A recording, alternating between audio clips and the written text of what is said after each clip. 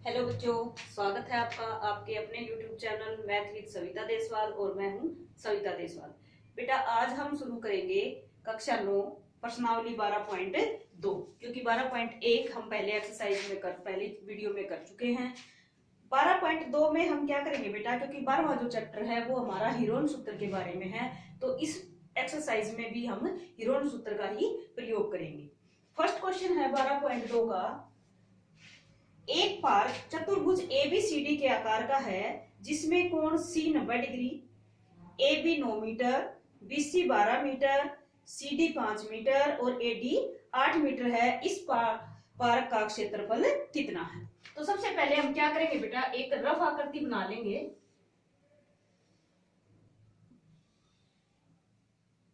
A B C और D इन्होंने दे रखा है कि कोण सी जो है वो 90 डिग्री का है, ए बी 9 मीटर है, बीसी 12 मीटर है, सीडी 5 मीटर है और एडी 8 मीटर है। ये हमें मेजर करके नहीं लिखने हैं, केवल एक रफ आकृति बनानी है ताकि हमें आइडिया हो जाए कि फिगर किस टाइप की है और कौन कौन सी भुजाओं की लंबाई हमें दे रखी है। एडी 8 मीटर है। उसके बाद कहता है इस पार्क का क्षेत्रफल कितना है। अब एक सिंपल चतुर्भुज है तो इसका क्षेत्रफल का हमारे पास कोई फॉर्मूला नहीं है। हम क्या कर सकते हैं, इस चतुर्भुज को दो त्रिभुजों में डिवाइड कर लेते हैं। दो त्रिभुजों में जब डिवाइड करेंगे तो त्रिभुज बी सी डी एक समकोण त्रिभुज बन जाएगा और इस समकोण त्रिभुज में क्योंकि आधार और लंब हमारे पास हैं तो पाइथागोरस से हम कर्ण निकाल सकते हैं। तो सबसे पहले हम त्रिभुज ए बी सी डी में देखो बेटा, त्रिभुज बी सी डी में। अब बी सी डी में क्या है, हमें बी डी निकालना है और बी डी क्या है, कर्ण है त्रिभुज बी सी डी का। और पाइथागोरस प्रमेय से कर्ण कैसे निकालते हैं, कर्ण का वर्ग होता है आधार का वर्ग जमा लंब का वर्ग। तो बीडी का वर्ग हो जाएगा हमारे पास 12 का वर्ग 144 और 5 का वर्ग 25। तो बीडी का वर्ग हो जाएगा 169 और बीडी हो जाएगा हमारे पास 13, क्योंकि 169 जो होता है वो 13 का वर्ग होता है। जब 169 का वर्गमूल निकालेंगे बेटा तो ये हमारे पास आ जाएगा 13 मीटर। तो अब हम क्या करते हैं, सबसे पहले त्रिभुज ए बी डी का क्षेत्रफल निकालते हैं हीरोन सूत्र से, क्योंकि हमारे पास तीनों भुजाएं अवेलेबल हैं। तो हीरोन का सूत्र जो होता था उसमें हम पहले क्या निकालते थे, एस का मान निकालते थे। एस का मान क्या होता था, तीनों भुजाओं का योग बटे में 2, 8 और 9 17, 17 और 13 30 बटे 2, यानी एस का मान आ जाता है हमारे पास 15। अब क्या करते थे हम क्षेत्रफल निकालने के लिए, त्रिभुज ए बी डी का क्षेत्रफल कितना आ जाएगा, फॉर्मूला होता था हमारे पास s into s minus a into s minus b into s minus c. और एस का मान कितना आया 15। ए बी और सी ये क्या है, ये हमारी तीनों भुजाओं की लंबाई है। तो क्या करेंगे, एस का मान था हमारे पास 15 गुणा में 15 में से ए मतलब एक पहले वाली भुजा को माइनस करो, 15 में से 8 गए तो 7 बच गया, गुणा s माइनस बी कितना है 9 है, तो 15 में से 9 गए 6, ब्रैकेट की यहां जरूरत है नहीं, गुणा लगा दो सीधा, और 15 में से 13 गए तो 2, ये आ जाएगा हमारा 15 गुणा 7 गुणा 6 और गुणा 2। अब क्या करो बेटा, 15 को लिख लो 3 गुणा 5, 7 को 7 रहने दो, 6 को 3 गुणा 2 और 2 को 2 रहने देंगे। जब हम वर्गमूल निकालते हैं तो 2 के टुकड़े बनाते हैं, 2 के पेयर बनाते हैं। एक पेयर बन जाएगा 3 का, एक पेयर बन जाएगा 2 का। तो कितना आ जाएगा, एक 3 बार आ जाएगा और एक 2 बार आ जाएगा और अंदर 5 और 7 रह जाएंगे। 5 और 7 की जब गुना करेंगे तो 5 सत्ते 35 आ जाएगा। अब हम क्या करें, 35 का वर्गमूल निकालेंगे। अब 35 का वर्गमूल कैसे निकालेंगे, विभाजन विधि से जब हम निकालेंगे, वर्गमूल निकालते हुए हम क्या करते हैं, अगर हम यहाँ 2 पे चलाएंगे तो यहाँ भी तो आना चाहिए, 3 पे चलाएंगे तो तिये पे ही चला सकते हैं, 4 पे चलाएंगे चौके पे चला सकते हैं। तो 35 में हम कहां तक जा सकते हैं, 6 छिका 36, 36 तो ज्यादा हो गया, इसका मतलब किस पे चलेगा ये, 5 पे। 5 पंजे 25 और यहाँ बच गया 10। और यहाँ हम क्या लिखते हैं, या तो जिस पे चलाया है उसमें उतना ही ऐड करके लिख दो, और उससे भी आसान तरीका है कि जो हमारा आंसर आया हुआ है उसको 2 से गुना करके लिख दो। अब 5 को जब हम 2 से गुना करेंगे तो कितना आ जाएगा, 10 आ जाएगा। लेकिन यहाँ क्या करेंगे बेटा, क्योंकि पॉइंट शुरू हो गया तो इसके बाद हम पेयर में ही संख्या नीचे उतार सकते हैं, जोड़े में ही संख्या नीचे उतार सकते हैं, अकेली संख्या को नीचे नहीं उतार सकते। तो मैंने अपनी तरफ से 2 जीरो यहाँ लगा दी और मैंने दोनों जीरो को नीचे उतार लिया। अब यहाँ पे कितने पे जा सकता है ये, अगर हम इसको 1 पे चलाते हैं तो 101 आ जाएगा। इस तरह से हम अगर गुना करते जाते हैं तो देखते हैं लगभग 7 पे अगर चलाएं तो 7 7 49 और 7 एकम 7, काफी कम रह गया। 8 पे चलाएंगे तो 8 पे चलाएंगे 8 8 64 और 8 एकम 8। और अगर 9 पे चलाएंगे तो 9 9 81 और 9 एकम 9, 981 चला जाएगा। तो यानी कि ये किस पे जाएगा बेटा, ये जाएगा 9 पे। तो 9 पे चला देते हैं, यहाँ भी 9 लिखेंगे और यहाँ भी 9 लिखेंगे और ये हो जाएगा 9 9 81 और 9 एकम 9। ये बच जाएगा 10 में से 1 गया 9, 9 में से 8 गया 1 और ये 9 में से 9 गए 0। बस 5.9 तक काफी है। ठीक है, तो हमारा जो क्षेत्रफल आया ये कितना आया, 5.9। त्रिभुज ABD का क्षेत्रफल, इसको रफ कर देते हैं बेटा, ये आया 5.9। 3 दूनी 6 गुना में 5.9। अब इसकी गुना करेंगे तो 6 निमा 54, असल लग गए 5, 6 पंजे 30 और 5 35.4। और ये हमारे थे किसमें, मीटर में थी, तो वर्ग मीटर आ जाएगा। अब हम निकालेंगे त्रिभुज BCD का क्षेत्रफल। अब BCD में क्योंकि कोण C समकोण है तो हम समकोण त्रिभुज का क्षेत्रफल कैसे निकाल सकते हैं, 1/2 गुना आधार गुना ऊंचाई। दूसरा तरीका था हमारे पास, क्योंकि इसकी भी तीनों भुजाएं हमारे पास हैं तो यहाँ पे भी हम हीरोन फॉर्मूला लगा सकते हैं। लेकिन क्योंकि समकोण त्रिभुज है तो वो आसानी से निकल जाएगा, इसलिए हम 1/2 गुना आधार गुना ऊंचाई वाला फॉर्मूला इसमें लगाएंगे। तो त्रिभुज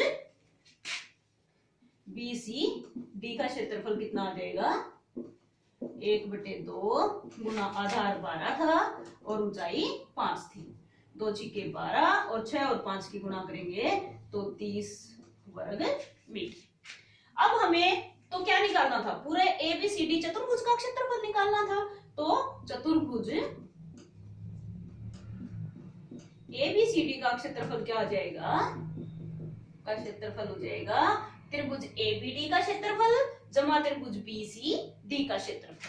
अब ABD का क्षेत्रफल हमारा आया था 35.4 और इसका आया जमा में 30। पॉइंट के बाद कुछ नहीं है तो 0 लगा देंगे, 4 का 4, 5 का 5 और ये आ गया लगभग 65.4 वर्ग मीटर। ये था हमारा फर्स्ट क्वेश्चन, प्रश्नावली 12.2। अब देखते हैं बेटा सेकंड क्वेश्चन।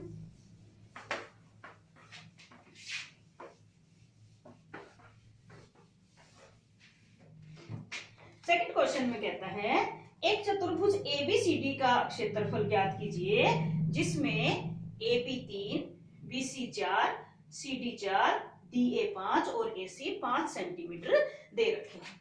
तो बना लेते हैं बेटा एक रफाकर्ती ABCD की।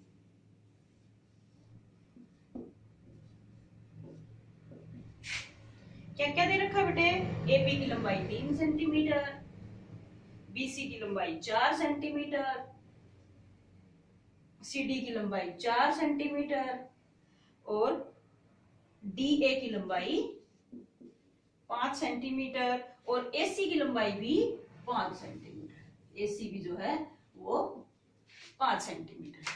तो इसमें भी हम क्या करेंगे, इसमें भी हम चतुर्भुज ABCD का क्षेत्रफल निकालने के लिए पहले त्रिभुज ABC का क्षेत्रफल निकाल देंगे, फिर त्रिभुज ACD का क्षेत्रफल निकाल के इन दोनों को जोड़ देंगे। तो सबसे पहले हम त्रिभुज ABC का निकालते हैं। तो त्रिभुज ABC का क्षेत्रफल निकालने के लिए हम क्या करेंगे, हीरोन का फॉर्मूला लगाएंगे। हीरोन का फॉर्मूला फॉर्मूला लगाने के लिए क्या था हमारे पास, s इंटू एस माइनस ए, एस माइनस बी और एस माइनस सी और उस सारी का वर्ग। सबसे पहले s कितना आ जाएगा हमारा, तीनों भुजाओं का योग करो, 3 जमा 4 जमा 5 बटे 2। तो 4 और 3 7 और 5 12 और 12 को 2 से भाग करेंगे तो 6 सेंटीमीटर जो है वो हमारा ऐसा आ जाएगा। अब क्षेत्रफल जब हम निकालेंगे तो 6 गुना 6 में से 3 गया 3, 6 में से 4 गया 2 और 6 में से 5 गया तो 1 आ गया।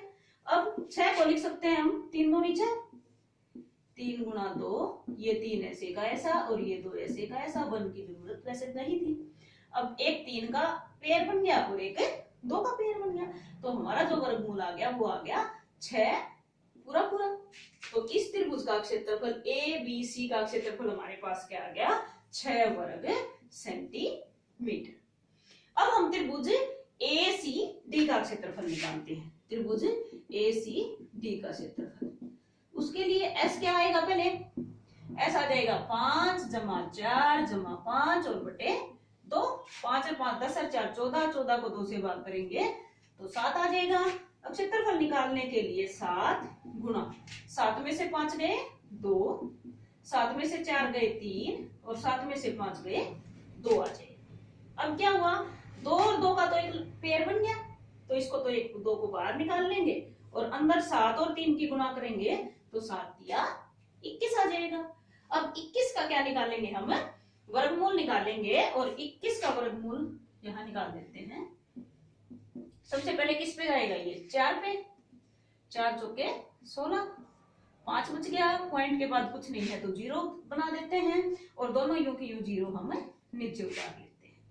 यहां हम क्या लेते हैं बेटा, इसको 2 से गुना करके क्या करेंगे, 4 को 2 से गुना कर देंगे और 4 को 2 से गुना करने से कितना आ जाएगा, 8 आ जाएगा। तो ये लगभग किस पे चलेगा करके देख लेते हैं, 8 24 लगभग 5 पे करके देखो, 5 पंजे 25, 2 5 8 40 और 2 42, 425, इससे कम है। 6 पे करके देखो, 6 छिका 36, असल लगे 3, 6 8 48 और 3 51, नहीं चला, यानी कि 516 तो 500 से ज्यादा हो गया। इसका मतलब ये किस पे चलेगा, 5 पे चलेगा। 5 पे चलाएंगे तो 5 पंजे 25, असल लगे 2, ये आ गया था 42, 10 में से 5 गए 5, 9 बच गया, 9 में से 2 गए 7 और 4 में से 4 गए 0। फिर एक पेड़ उतार लो, तो ये कितना हो गया, इसको 2 से गुना करोगे तो 45 का दुगुना 90। अब ये किस पे जा सकता है बेटे, लगभग 9 8 72, 8 पे देखो लगभग 8 8 64 और 8 9 72 चला जाएगा ना। 9 पे देखो 9 9 81 और 9 9 81, ये ज्यादा हो गया, निमे पे तो इससे ज्यादा हो गया ना, तो हम किस पे चला सकते हैं, इसको 8 पे चला सकते हैं। तो ये हो जाएगा 72 64। आगे हल करने की जरूरत नहीं, हमें तो इसकी जरूरत थी ना। वैसे आप इसको 1 पॉइंट तक भी निकाल सकते थे, हमने 2 तक निकाल दिया। अब जब 2 तक निकाला तो 4.58, जब ये संख्या 5 या 5 से बड़ी होती है तो हम इसको छोड़ के आगे वाली संख्या में 1 जोड़ देते हैं, हम लगभग मान लिखते हैं। तो इसलिए त्रिभुज एसीडी का क्षेत्रफल क्या हो जाएगा, 2 गुणा में वर्गमूल 21 का मान क्या हो जाएगा, हम इसको 4.6 जो है वो लगभग लिख सकते हैं, 4.58 भी लिख सकते हैं, 4.6 भी हम लगभग लिख सकते हैं, क्योंकि 58 जो है वो 60 के ज्यादा नजदीक है। तो यहाँ पे कितना आ गया इसका मान, 2 छिके 12, 2 चौके 8 और 1 9, यानी 9.2 वर्ग सेंटीमीटर। अब हमें क्षेत्रफल निकालना था पूरे चतुर्भुज ए बी सी डी का। तो चतुर्भुज ए बी सी डी का क्षेत्रफल क्या आ जाएगा, चतुर्भुज ए बी सी डी का क्षेत्रफल हमारे पास आ जाएगा 6 सेंटीमीटर और जमा में 9.2 सेंटीमीटर। इसके पीछे 0 लगा लो, कुछ नहीं है तो 2 यूं का यूं और 9 और 6 15, यानी 15.2 वर्ग सेंटीमीटर जो है वो हमारे चतुर्भुज एबीसीडी का क्षेत्रफल आ जाएगा। अब चलते हैं बेटा नेक्स्ट क्वेश्चन की तरफ।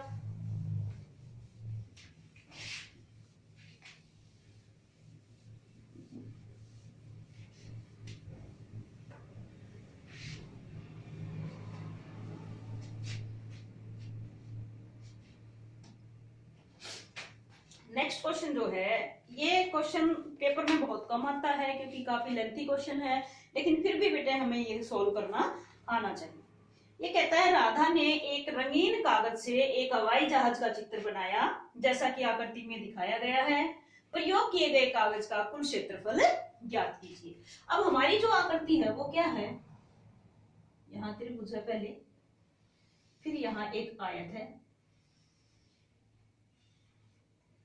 फिर यहाँ पे जो है वो एक समलंब है, और यहाँ पे हमारे दो त्रिभुज। ये एक हवाई जहाज जैसी आकृति जो है वो राधा बनाती है। इसमें क्या क्या दे रखा बेटा, ये है हमारी आकृति नंबर 1, ये 2, ये 3, ये 4 और ये 5। इसमें दे रखा है कि जो पहला त्रिभुज है, पहली आकृति है, उसमें ये वाली भुजा 5 सेंटीमीटर है, और ये भी 5 सेंटीमीटर है, और ये 1 सेंटीमीटर है। दूसरी जो आकृति है उसकी लंबाई यहां से लेके यहां तक 6.5 सेंटीमीटर है, और चौड़ाई जो है वो 1 सेंटीमीटर है। ये क्या हो जाएगा, एक आयत हो जाएगा। तीसरी जो आकृति है एक समलंब है, जिसमें इस भुजा की लंबाई 1 सेंटीमीटर, नीचे वाले की 2 सेंटीमीटर, और जो ये दोनों भुजाएं हैं जो समानांतर नहीं है उनकी लंबाई 1 सेंटीमीटर दी हुई है। जो हमारी चौथी आकृति है उसकी ये वाली भुजा है 6 सेंटीमीटर, इस पांचवी की भी ये 6 सेंटीमीटर, और ये जो भुजा है ये है 1.5 सेंटीमीटर, और यहाँ पे ये समकोण त्रिभुज है। तो जो चौथी और पांचवी आकृति है ये दोनों समकोण त्रिभुज हैं, जिसमें आधार 1.5 सेंटीमीटर और लंब जो है वो 6 सेंटीमीटर है। तो देखिए बेटा, अब हम करते हैं इस पूरी आकृति का क्षेत्रफल। तो पूरी आकृति में ये क्या कहता है, सबसे पहले आकृति 1 का क्षेत्रफल निकालते हैं। यहाँ पे हम लिखते जाएंगे 1, 2, 3, 4 और 5। पांचों आकृतियों का अलग अलग निकाल लेंगे और यहाँ पे लिख के जोड़ देंगे। तो सबसे पहले आकृति नंबर 1 का क्षेत्रफल जब हम निकालेंगे तो हमारे पास क्योंकि तीनों भुजाएं हैं, तो सबसे पहले हम आकृति 1 का क्षेत्रफल निकालने के लिए s का मान निकालते हैं। s का मान निकालेंगे, त्रिभुज नाम रख लो इनके, ए बी सी, ABC का क्षेत्रफल। त्रिभुज ABC का क्षेत्रफल क्या हो जाएगा, सबसे पहले S minus A, S minus B और S माइनस C। S हो जाएगा हमारा 5 जमा 5 जमा 1 बटे 2। तो 5 और 5 10 और 1 11 और 11 बटे 2। 11 बटे 2 कितना होता है हमारा 5.5 होता है। ठीक है, तो अब क्षेत्रफल जब हम निकालेंगे तो क्या हो जाएगा, 5.5 गुना 5.5 में से किसको माइनस करेंगे, ए कितना था, यानी पहली भुजा कितनी थी 5 सेंटीमीटर, तो कितना आ गया 5.5 में से 5 को माइनस करेंगे 0.5 आ जाएगा। फिर 5 दूसरी भुजा थी उसको माइनस करेंगे तो कितना आ जाएगा 0.5 गुना तीसरी भुजा कितनी थी 1 सेंटीमीटर, तो 5.5 में से जब 1 को माइनस करेंगे तो कितना आ जाएगा 4.5 सेंटीमीटर। अब हम क्या करें, 11 पंजे 55, 5 9 पंजे 45, या तो इसको ऐसे लिख लो कि इसको लिख लो 11 गुना में 0.5, और इसको लिख लेंगे, ये 5 5 के हैं 9 5, ठीक है, या फिर इस पूरे की गुना कर लो भाई, इस पूरे की गुना से तो ये बेटर रहेगा 11 पंजे 55, यानी 11 गुना 0.5 गुना में 0.5 गुना में 0.5 गुना में 45 को हम लिख सकते हैं 9 पंजे 45, यानी 9 गुना में 0.5। अब इसको लिख सकते हैं हम 11 गुना 0.5 गुना 0.5 गुना 0.5। 9 का क्या हो सकता है 3 गुना 3 और गुणा में 0.5। जोड़े जब बनाएंगे, एक तो ये बन गया 0.5 का, एक ये बन गया 0.5 का, और एक बन गया 3 का। तो कितना आ जाएगा हमारे पास, बाहर एक तो 3 आ जाएगा, 2 बार 0.5 बाहर आ जाएगा। तो अंदर हमारा कितना बचेगा, अंदर बचेगा हमारा ये सब बाहर निकल के केवल 11। ठीक है, तो बाहर कितना आया, 5 पंजे 25 और 25 दिया 75, 0.75 तो बाहर आ गया। अंदर क्या बचा, वर्गमूल 11 बच गया। अब 11 का क्या निकालते हैं हम, वर्गमूल निकाल देते हैं। 11 का वर्गमूल जब निकालेंगे तो 3 तिया 9, 2 बच गए, 0 0 दोनों यहाँ उतार लेते हैं। यहाँ पे हम क्या लिखते हैं, ऊपर जो हमारा आंसर आया है इसको 2 से गुना करके, तो 3 दूनी 6। अब ये लगभग किस पे जा सकता है, 6 तिया 18, तिये पे लगभग शायद जा सकता है 63 तिया, 3 तिया 9 और 3 छिके 18, तो ये 3 पे जाएगा 189। तो लगभग लगभग जो है ये 3.3 आ गया। और एक पॉइंट और आगे तक निकालते हैं तो देखते हैं क्या आता है। 10 में से 9 गया 1, 9 में से 8 गया 1 और 1 में से 1 गया 0, फिर वही आ गया, ये 3 3 पे ही जाएगा। तो ये आ गया हमारा 0.75 गुणा में 11 का आ गया 3.3। अब इनकी जब गुना करेंगे तो 75 और 33 की गुना कर लेते हैं। 3 पंजे 15, 3 सत्ते 21 और एक असल का था 22। ये फिर 5 7 4 और 2 पॉइंट, 2 अंक ये थे और 1 अंक ये था, 3 अंक छोड़ के पॉइंट लगाएंगे तो 5 7 4 यहाँ पे पॉइंट आ जाएगा। और अगर हम इसको लगभग लगभग पूरा ही करना चाहते हैं तो 7, क्योंकि 5 से बड़ा अंक है तो इसको सारे को छोड़ के हम इसको लगभग 2.5 लिख सकते हैं। तो त्रिभुज ABC का जो क्षेत्रफल आ जाएगा वो लगभग कितना आ जाएगा, 2.5 वर्ग सेंटीमीटर। तो पहली आकृति का जो हमारा क्षेत्रफल आया 2.5 वर्ग सेंटीमीटर आ जाता है। अब हम निकालते हैं आकृति नंबर 2 का क्षेत्रफल। इसको रफ कर देते हैं बेटा।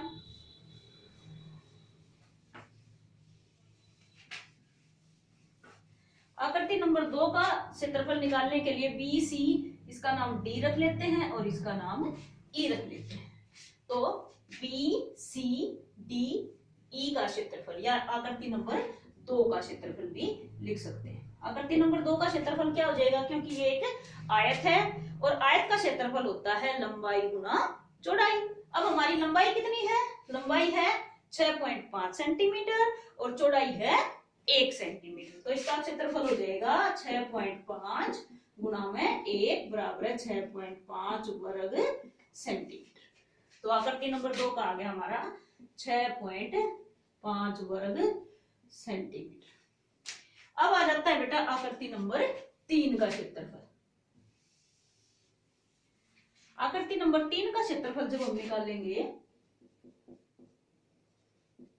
आकृति नंबर 3 का क्षेत्रफल निकालने के लिए पहले S निकालते हैं। इसमें S की कहां जरूरत पड़ेगी, जो 3 है हमारी आकृति नंबर, ये एक समलंब है और समलंब का जो क्षेत्रफल होता है वो होता है 1/2 गुना में दोनों समानांतर भुजाओं का योग और गुना में h, b1 जमा b2। अब हमारे पास b1 भी है 1 सेंटीमीटर, b2 भी है 2 सेंटीमीटर, लेकिन हमारे पास h नहीं है। तो h को निकालने के लिए हम क्या करेंगे, इस EBFG, ये F इधर लिख लो, लगातार लिखते हैं, DEFG।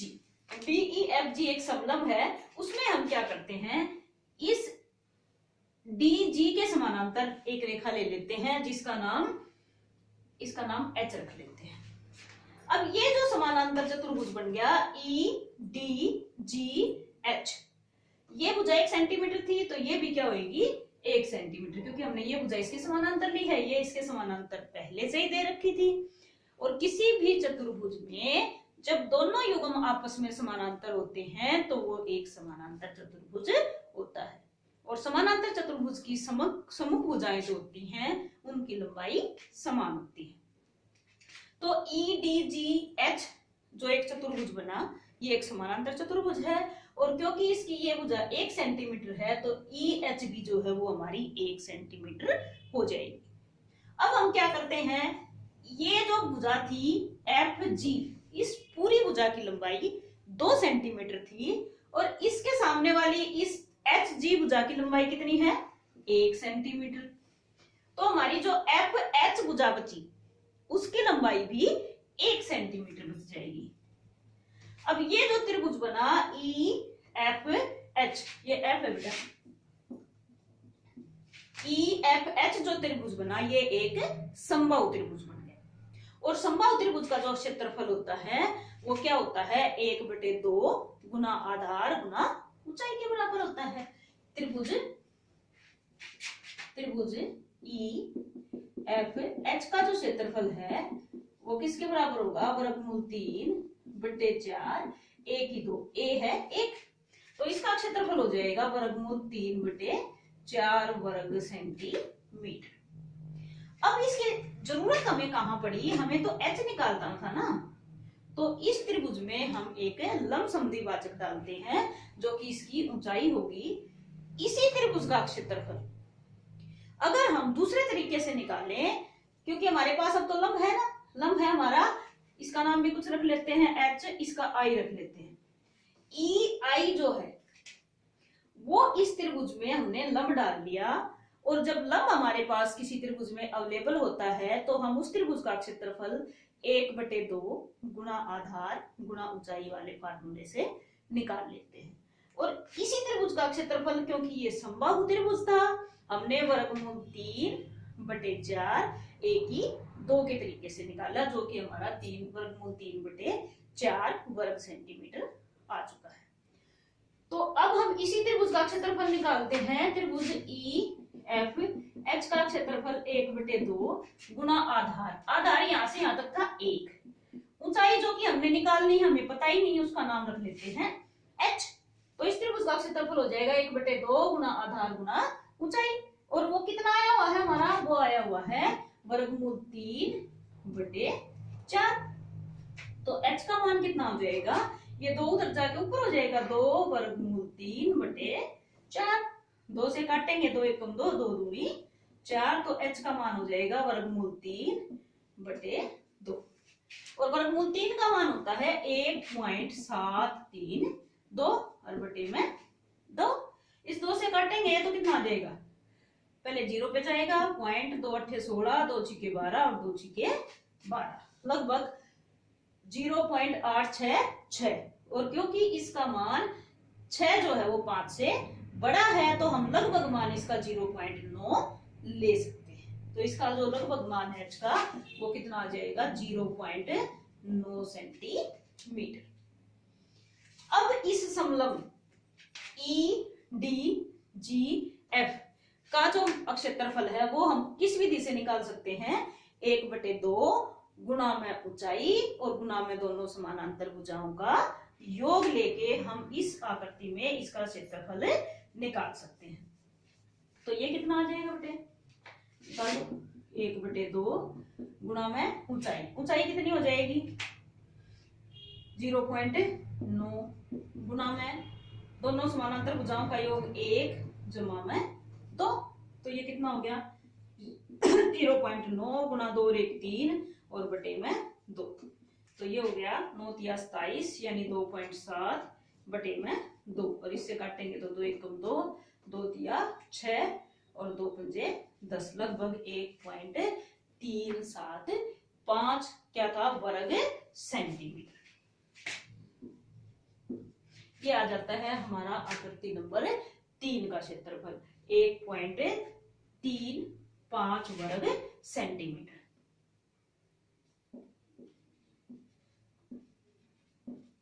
अब आ जाती है बारी हमारी आकृति नंबर 4।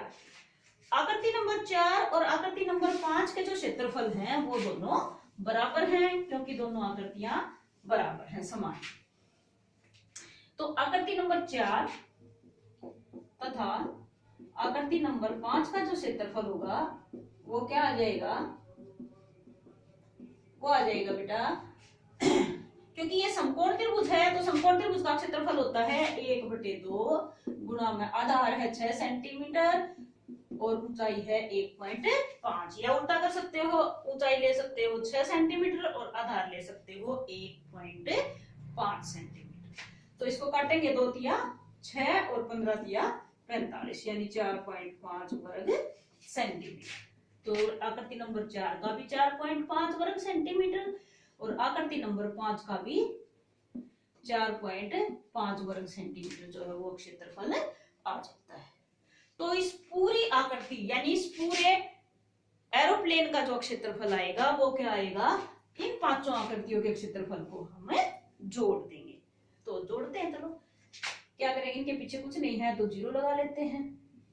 अब 5 और 5 10 और 3 13 और 5 18 और 5 23, असल लगे 2 और 2 4 और 6 10 और 11 और 4 15 और 4 19.35 वर्ग सेंटीमीटर। तो ये आ जाता है हमारा प्रश्न नंबर 3 की इस पूरी आकृति का क्षेत्रफल। इस आकृति में बेटा जो विशेष मेहनत थी वो थी हमारी इस तीसरी आकृति में। इस तीसरी आकृति में हमें क्या करना था, क्योंकि हमारे पास ऊंचाई नहीं थी तो ऊंचाई निकालने के लिए सबसे पहले हमने ये समबाहु त्रिभुज बनाया, फिर इसमें लंब डाला और इस समबाहु त्रिभुज का क्षेत्रफल पहले वर्गमूल 3/4 ए स्क्वायर के मेथड से निकाला और फिर उसको 1/2 गुना आधार गुना ऊंचाई के बराबर रख के वहां से हमारे एच का मान निकाल लिया। और एच का मान निकलने के बाद क्योंकि समलंब का क्षेत्रफल का तो फॉर्मूला हमारे पास था ही, 1/2 गुना एच गुना b1 जमा b2, उसमें हमारे पास सारी वैल्यूज आ जाती हैं और वो हम रख लेते हैं। बाकी आकृतियों में ये तो आयत था, ये समकोण त्रिभुज था और ये हीरोन फॉर्मूले से आसानी से आ गया था। तो ये थी बेटा प्रश्नावली 12.2, इसके प्रश्न नंबर 1 से 3 तक।